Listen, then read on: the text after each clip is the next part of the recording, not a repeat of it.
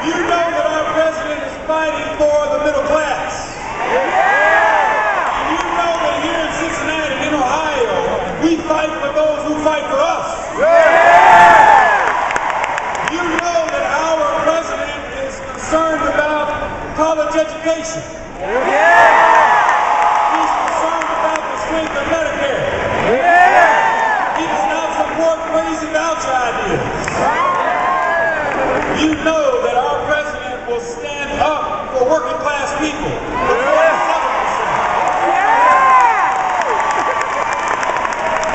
So I ask you tonight, are you fired up? Ready to go!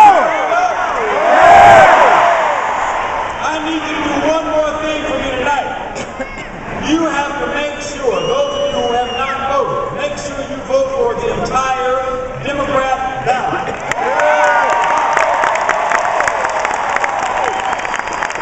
In particular, make sure that you vote for judges. Democrat-endorsed judges. As a matter of fact, we have an Ohio Supreme Court Justice by the name of Yvette McGee Brown.